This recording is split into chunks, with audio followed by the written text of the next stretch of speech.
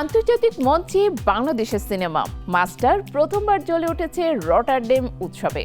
World প্রিমিয়ারে অংশ নেবেন বাঁধন, মমো ও নাসিরুদ্দিন খান।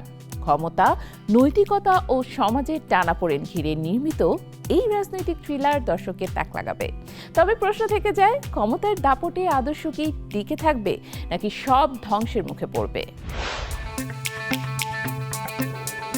আন্তর্জাতিক চলচ্চিত্র অঙ্গনে বাংলাদেশের উপস্থিতি এবার আরও জোরালো।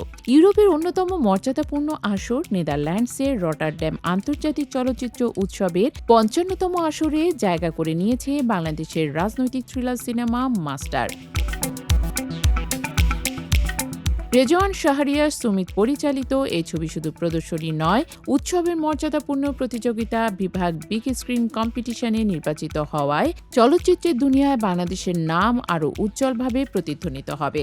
মাস্টারের ওয়ার্ল্ড প্রিমিয়ার হবে রটারড্যামে। এটি এমন এক মুহূর্ত যখন আন্তর্জাতিক দর্শক ও সমালোচকরা প্রথমবারের মতো দেখবেন বাংলাদেশের রাজনৈতিক থ্রিলার। এই ছবিটি কেবল বাংলাদেশের চলচ্চিত্রের জন্য নয়, বরং শিল্পীদের জন্য বড় অর্জন।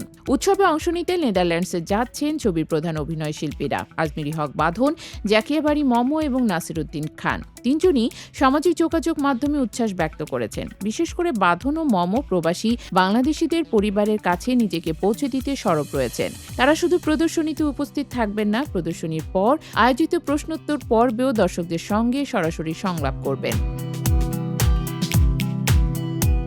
মাস্টারের গল্প ক্ষমতা, নৈতিকতা ও সমাজ বাস্তবতায় দ্বন্দ্বের চারপাশে আবর্তিত। নির্মাতা রেজওয়ান শাহরিয়ার সুমিতের ভাষায়, মানুষ গড়ার কারিগর যখন সমাজ পরিচালনার দায়িত্বে আসেন, তখন ক্ষমতার দাপটে আদর্শ কতটা টিকে থাকে, এটাই ছবির মূল প্রশ্ন।